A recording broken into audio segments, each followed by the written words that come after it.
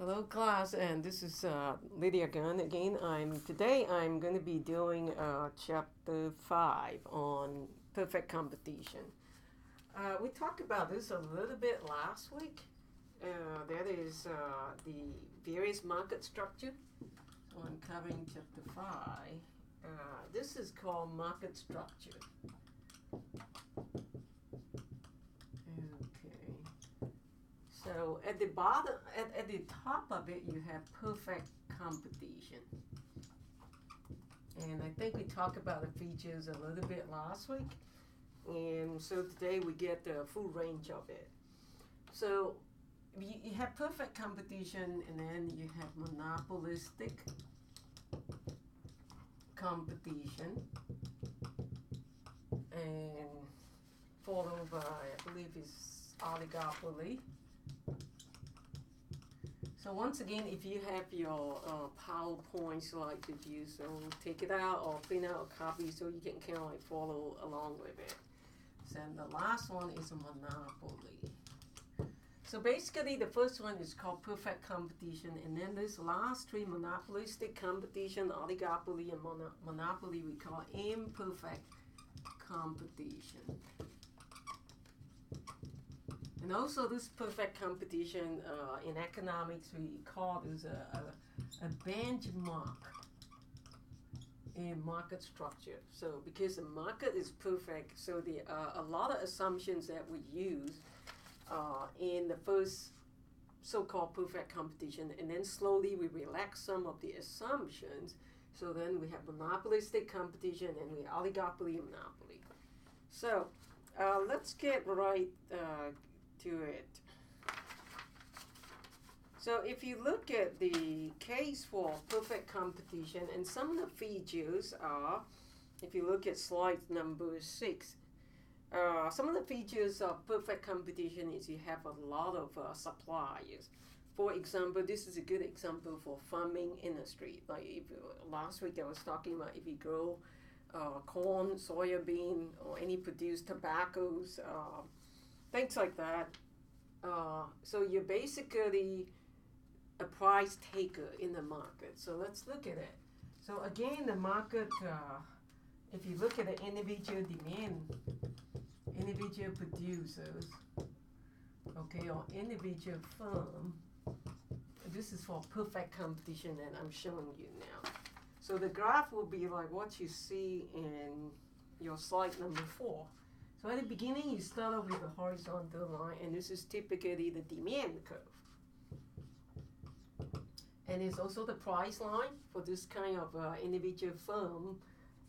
They face a horizontal demand curve. And one of the reasons is because they take price as given. So price is fixed. They are a price taker. So in other words, the individual firm is not strong enough, or they do not have so-called market power to influence the price. So therefore, they take price as given. So the price is being set by the market. And they cannot influence the price because they're just like a drop of water in the ocean, or a drop of water in a bucket full of water. So basically, you're just one of many, many millions producers out there.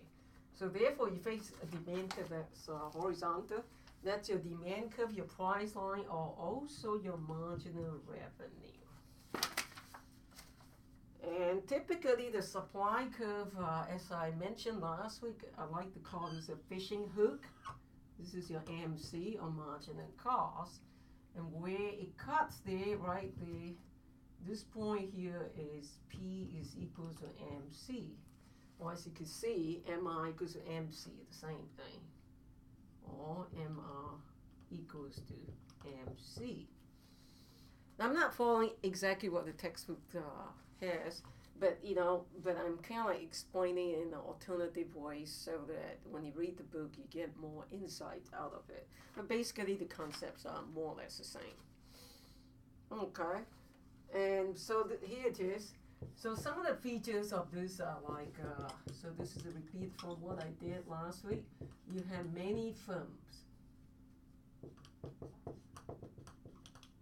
And then good is homogeneous.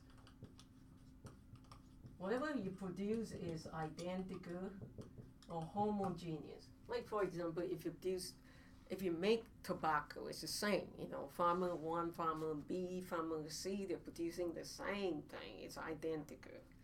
So you're not able to distinguish farmers A produce from farmers B produce. So we call it perfect competition. Okay, so the number of firms is many firms, and then what is the features of the good? It is homogeneous. And then we also say buyers have perfect information. So this so-called perfect information basically is talking about the price. You know, they could get the price easily by looking up the internet. For example, in the case of produce market, commodity market, you could look up anything. What is the market price today for natural gas, oil, or for tobaccos, soybean or corn, or aluminum, iron, which is the so-called what we call commodity market. And then there is no entry barrier. So that means it's very easy to get into the market. Anybody could get into the market and get out of it. There is hardly any barrier. Unlike monopoly, where like Microsoft, for example, we call it a monopoly in the operating system because, you know, is it easy to beat Microsoft? No, because you have to invest in all these years of developing the software until they are the way they are today. So there is a very huge sunk cost involved. So in this case, there is none of that. It's very easy to get in and get out. And if you are making a profit, so other people in the industry will try to get into that industry to try to get a piece of that profit pie out of you. But if you're making losses, then whoever who are in that existing industry will even try to get out. So that's the features of the market basically. And so that's what the graph looks like. And of course, if you look at your slide number 4, it gives you a little bit more detail. Let me get the, oh yeah, I have a blue one here. So of course, it's also show you your ATC curve, the average total cost. Basically, this is what you need to know until you need to calculate more, which I will also throw in the ATC. I'm not going to throw in the AVC because average variable cost, because this is more important. Okay, so at this point here, you say that your price line is here, your average total cost is here. So P is equal to MC, and not only that, P is also equal to ATC. So that means you're break even. You price according to the average total cost. And any time that you price above ATC, you're making a profit. Anytime that your price line fall below ATC, you're making a loss. So this is kind of like simple and straightforward, and we call this a benchmark. And then we're going to move on next to monopoly. Okay, monopoly is the other extreme. Some of the examples of monopoly, basically, if you want to use the same features here, I think I'm just going to use a blue one for monopoly. So in this case, in the case of the monopoly, you have one firm only, or one seller. Okay, I'm not going to put it down there.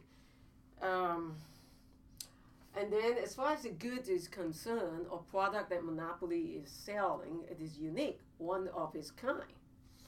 So for example, some other example of monopoly would be like utility company. You're producing water, you're producing natural gas and electricity. So all those products and goods are considered unique, somewhat, you know. I mean, is there any substitute for water?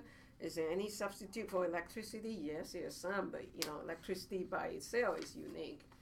So, and again, I mentioned that there's very high fixed cost to get into this kind of business. Can anybody become a utility company overnight? Probably not, and not even a year, because you got to have a very high sunk cost.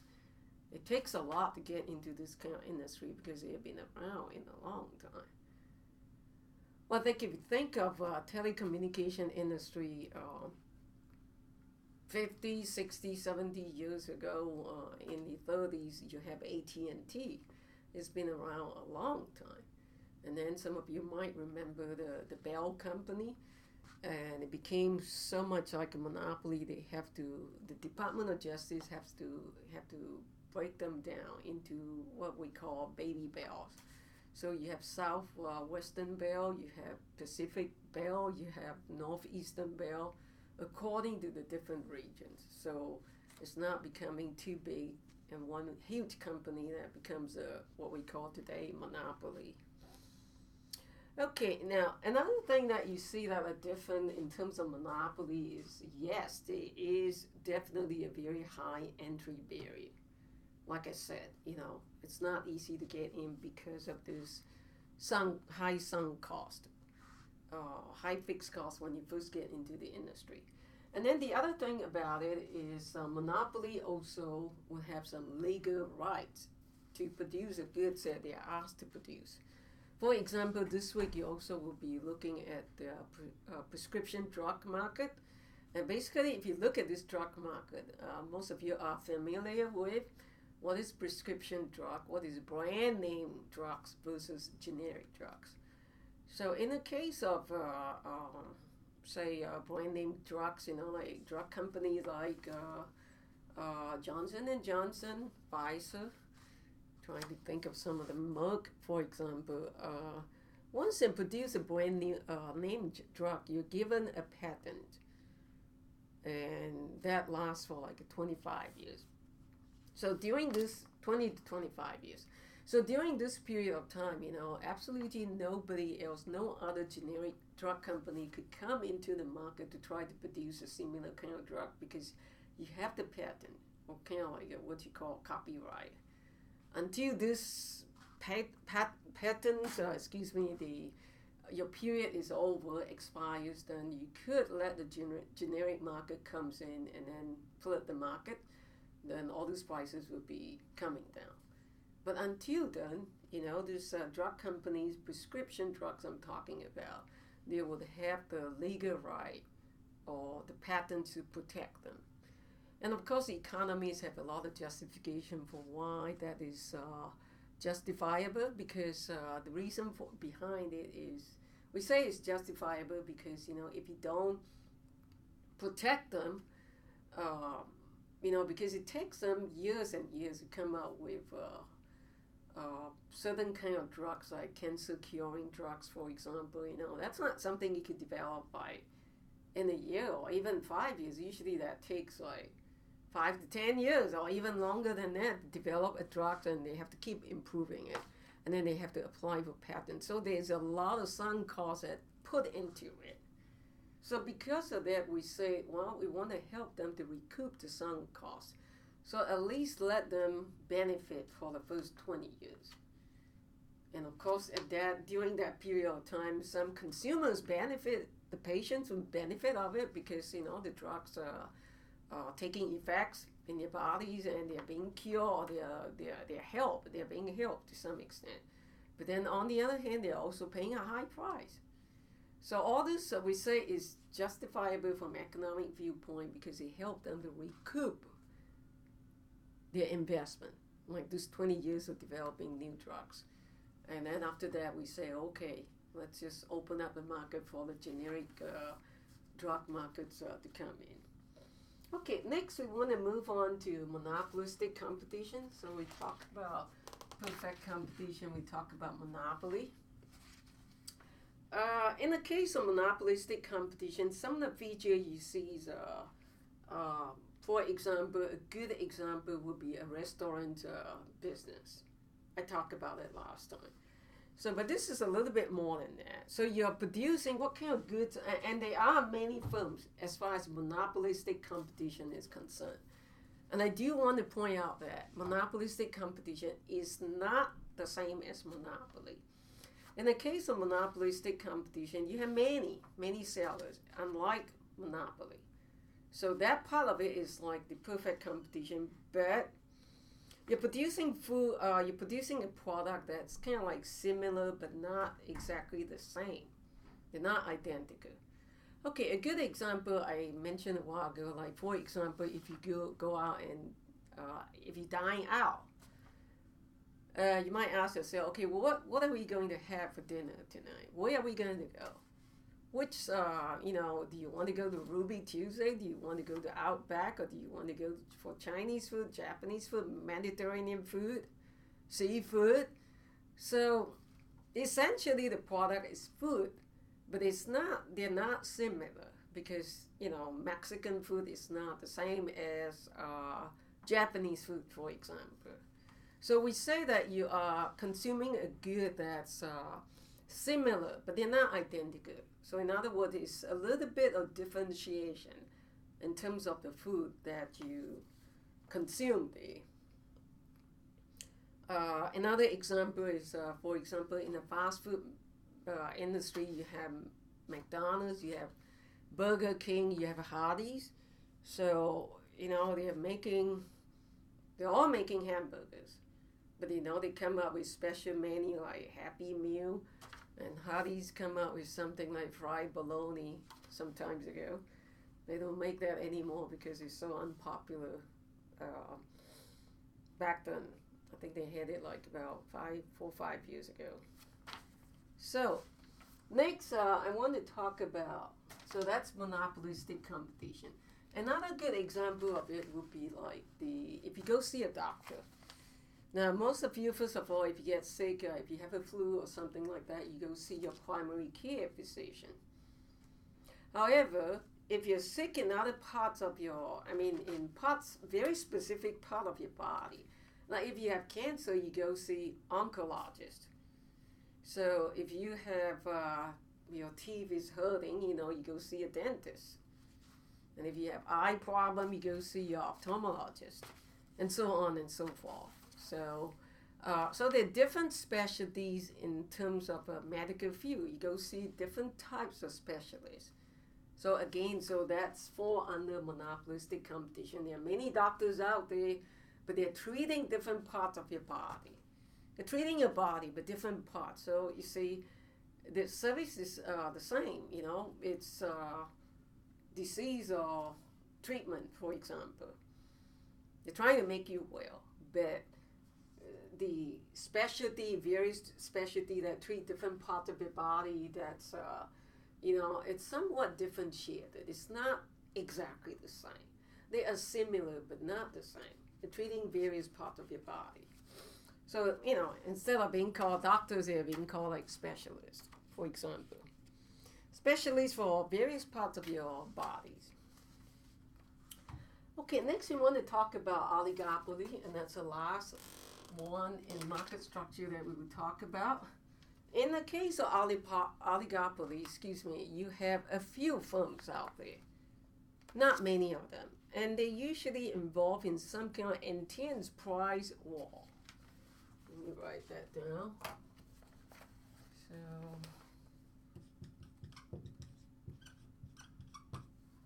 So a good example would be your cell phone company. Some of you might have Verizon Wireless. Some of you might have AT&T. I think T-Mobile is another one I see all the times. And then satellite TV, you might have DirecTV, Dish Network. Airlines, you have American Airlines, Delta, United, Southwest. So what this is saying is that you have a few producers, and they're involved in some kind of intense price war. So you probably have noticed that usually if your cell phone company come up with some kind of a package deal for consumers, and very soon, another one will come up with the same, very similar type of deal for the consumer because it's very competitive. They copy each other. In the airlines business, you see that all the time. So if American Airlines is offering some kind of deal, and then pretty soon Delta is offering the same thing, and United Airlines too. So they all try to lower their price. They all try to get more consumers because it's very competitive out there. So therefore, they involve in some kind of what we call price war. Um, but I mean, again, the key features in this oligopoly that differentiate it from other market structure is only a few firms out there. So it's kind of like more sellers than monopoly, but below monopolistic, below the number of sellers in a monopolistic competition situation, and certainly much more so in the case of perfect competition in terms of the number of suppliers. So, like for example, if I ask you, what are the cell phone providers out there right now? You could probably just think and name a few, and probably these are the only few that are around. So, and the other thing that monopolistic competition that's kind of like unique is they use advertising to try to boost their demand for their products. So again, you see a lot of advertisement, going on in the restaurant business, in the doctor's specialist business. Another good example is cereal industry. Like your breakfast cereal.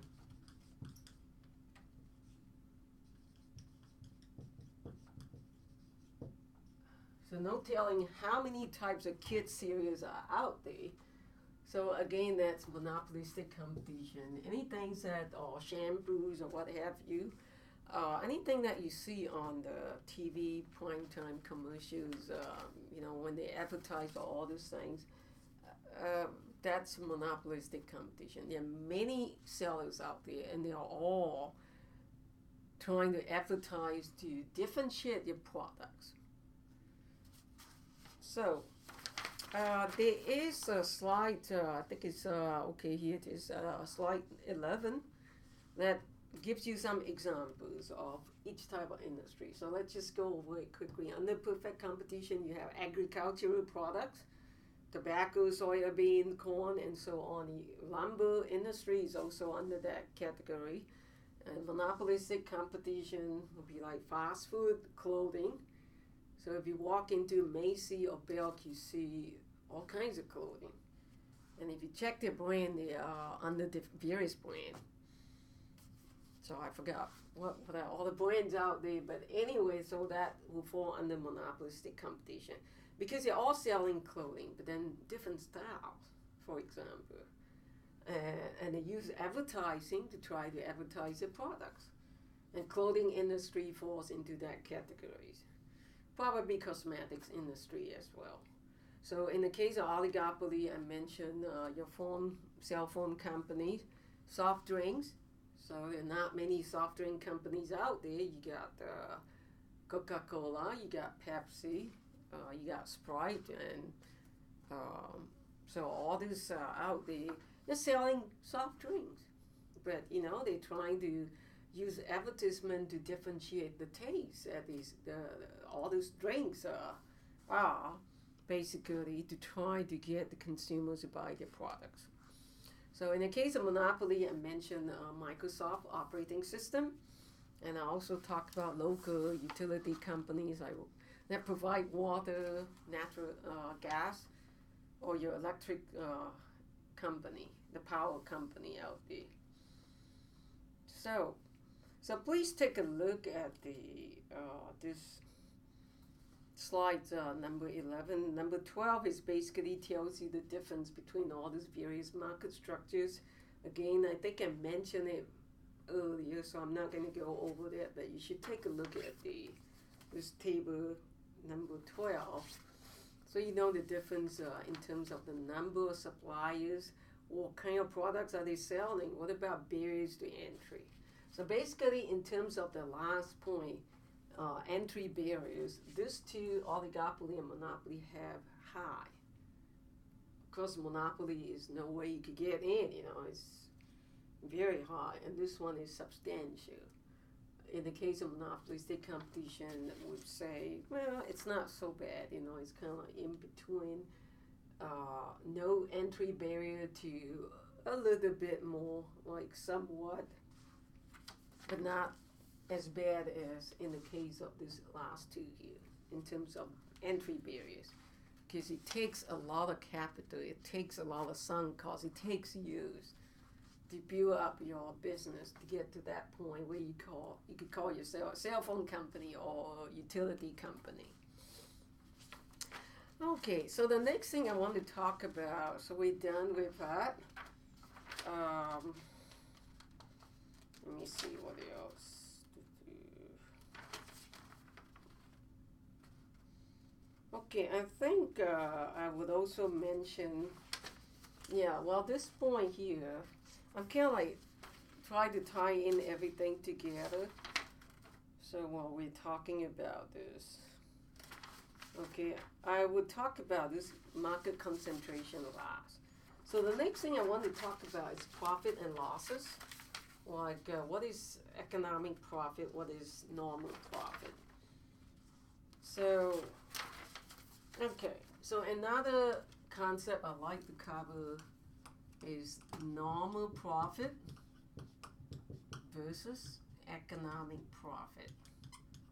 So remember last week we talked about the difference between accounting profit and economic profit.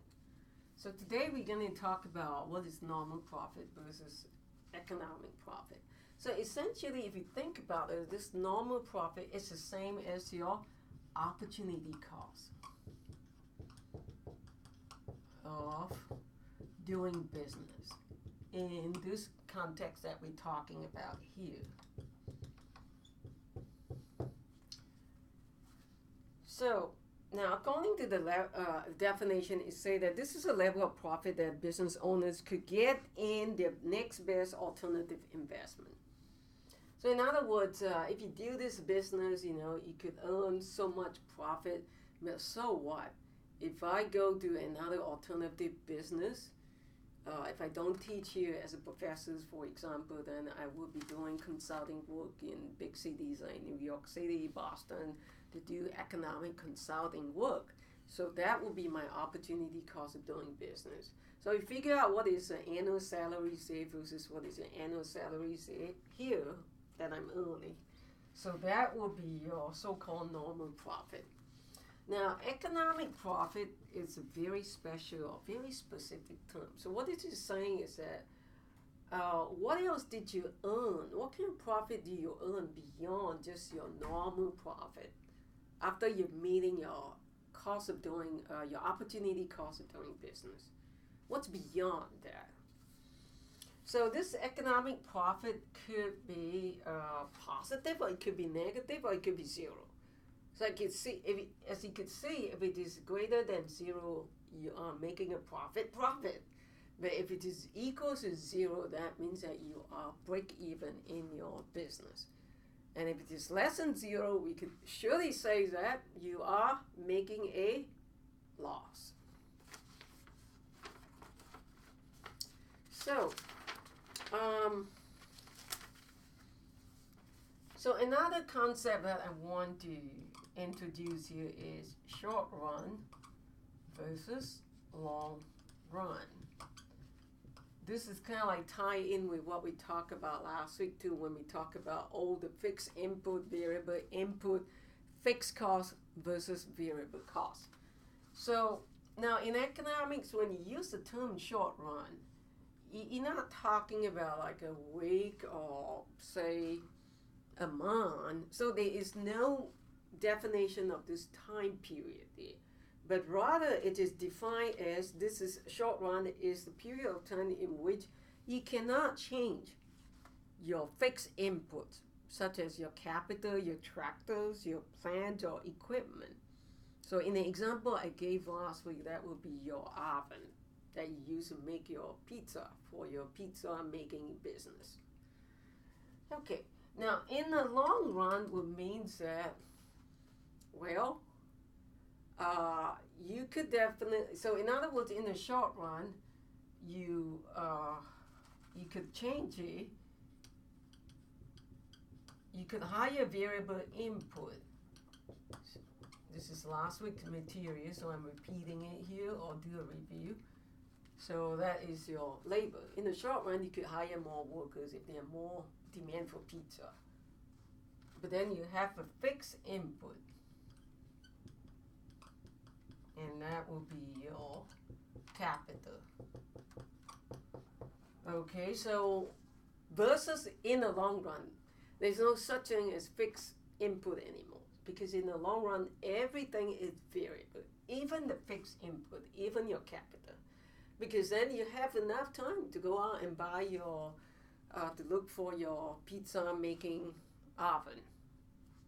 So I'm going to put down here in the long run, it means that all variables, all inputs are variables.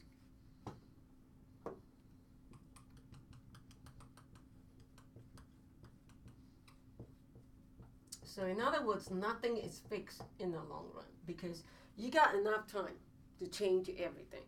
Not just your fixed variable input like labor, but you could also, go out and buy a pizza making machine or even expand your storefront. You know, like take over your neighbor's business, so you got 2 storefront, and so, expand your pizza business.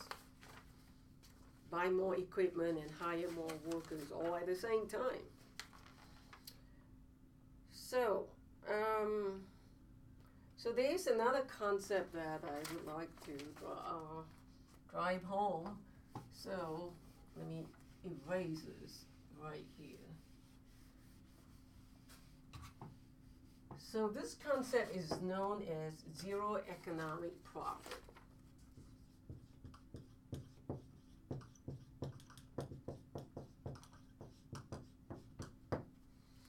And this so-called zero economic profit is applicable to especially perfect competition. So the first market structure we looked at earlier applies to perfect competition. Now the word zero here means you break even. So you reach some sort of equilibrium so that there is no tendency for anything to change. You're happy. You're at a freezing point right there.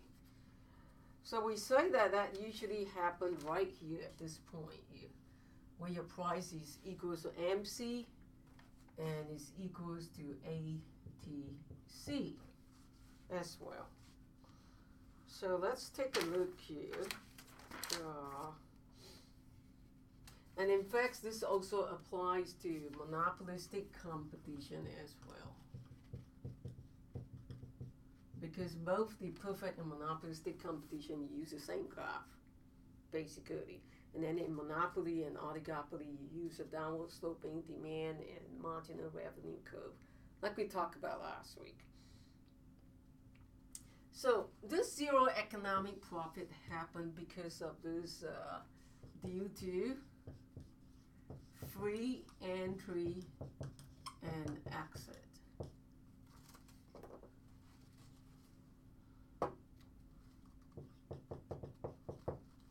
So all low to none entry barrier. What are we talking about? We're talking about entry into the market. So remember a while earlier on I said, okay, so if you're making a lot of profit in particular industry, particularly in the perfect competition, so, you know, other people out there are jealous. They say, well, he or she is making a lot of profit, so I would like to get into this same industry. So, and because of the fact that the entry barrier is very low, so they could get in easily. So, and we say that as more and more companies enter into the same industry, over time your profit will become lower and lower because of competition. So supply could keep shipping to the right in the industry for that particular, whatever industry you're looking at. Let's say it's tobacco, sweet potato industry.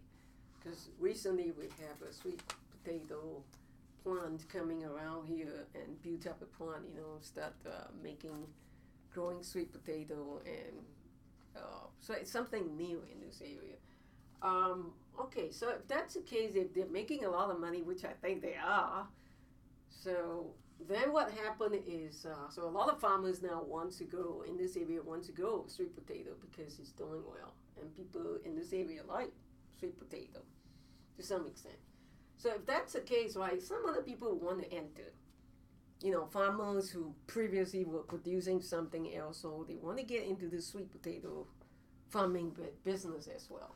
So as more and more enter, supply curve shift to the right, and as supply curve shift to the right, so basically it eats away your profit. So in the case of individual firm here, we say that, so at the end, price will keep dropping. So if price keep dropping, so eventually, if you look at this line right here, let me use a red marker, excuse me. So let's say if your price, this is your first price, and then it drops down to this red or pink line here. So now you could see that P cuts, this is your price line, okay, new one, or new demand curve, same thing. So at the lower price line or demand curve, it cuts MC right here. So this is where you would draw the line up, and then you see that at this point here, the ATC is higher.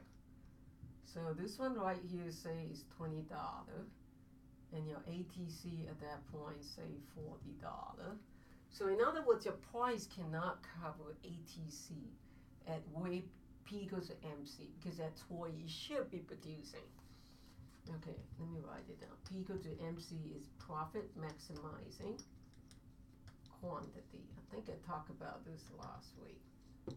So because that's how you evaluate when to produce in the perfect competition under the individual firm scenario. So your new price, if a lot of people get into the industry, supply curve shift to the right, and then price line will drop because eventually it eats up your profit. So instead of having break even, now you're having a loss, because at where P price cut MC right here, so it's called as Q2, and that was previously Q1. So you draw a line up here touching the ATC, and your average total cost is $40, but your price is $20. So whoops, you're not making a profit, you're making a loss because your price cannot even, cover your average total cost. So that's what happened there. So of course the other way could happen too. So if you're making a loss, and if industry see that, oh, you're having a problem, so we should get out, because we're all experiencing so-called loss, so we should get out. So if more people get out, and as more and more people get out, supply curve will shift to the left. If supply curve shift to the left, so basically price would keep rising, because then, hey, you're getting your profit back again, if you stay put. If you're not like these other people get out, or trying in a hurry to get out because of loss. So then what happens, prices start rising, and then it would come back to this point again where you have your break even, and then even beyond that, it might rise further to say up here. Okay, let's call this P prime prime. So this is a new line now, and this one might be $50. So at $50, so once again, you look at where the new price line cuts the MC. So you draw a line down, call this Q3. And right here, you see that, oh, this is your price right here, but your ATC is down here, say $30. So that's pretty good. You're covering your profit now. I mean, you have the profit now because your price is high enough, $50, that you cover your average total cost, which is a blue line. So $50 is higher than $30, so therefore you're making a profit. So all this are possible because of this very important concept known as free entry and exit, which is a very key assumption in perfect competition. Without that, we don't even have this particular theory here. So the zero economic profit is talking about the case right here, okay, where you, so eventually we say the companies who keep entering and keep exiting, keep getting out. So until they hit the point where what we call zero economic profit, and this is where the original graph that you saw me, the three lines intersecting, the price intersecting marginal cost and ATC, all at the same point. And that's where you experience zero economic profit, because your price is exactly equals to ATC. It's not greater than you'll be making a profit, and it's not less than you'll be making a loss, but it's exactly equals to ATC. So that's where you have your zero economic profit. And guess what? That's where everybody is happy, because at that point, all the competition ceases. It stops right there. Because, at that point we say it's known as a long run equilibrium. In perfect competition, long run, because it is stable. At that point, your at break-even point price is exactly equal to ATC. You're not making a profit, nor you're making a loss. So there's no indication for people to say, should I get out or should I get in? You do nothing. That's called freezing point, or we say that the market is indifferent. You don't care. You're not turning to the right or to the left. You're not getting out or you're not getting in. You just kind of like freeze right there. You stand right there. And that's your equilibrium. Your long run equilibrium, which is essentially a very key assumptions in the case of perfect competition. So that's in terms of theory right there. Okay, and one of the things that I'll mention is your last slide here mentioned the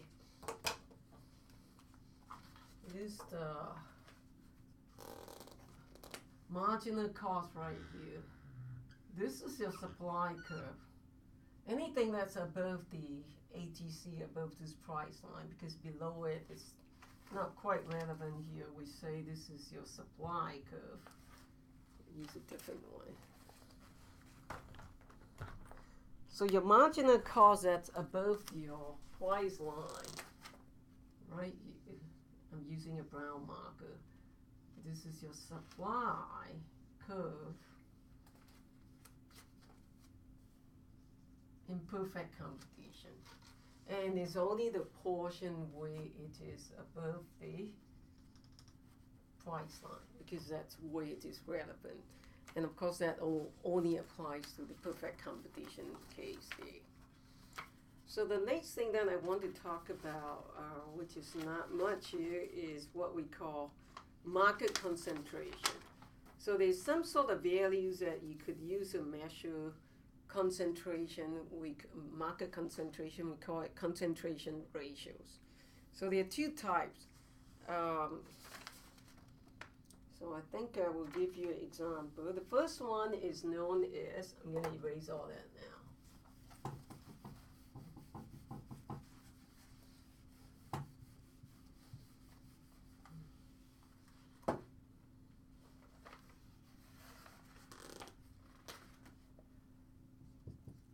How to measure market concentration.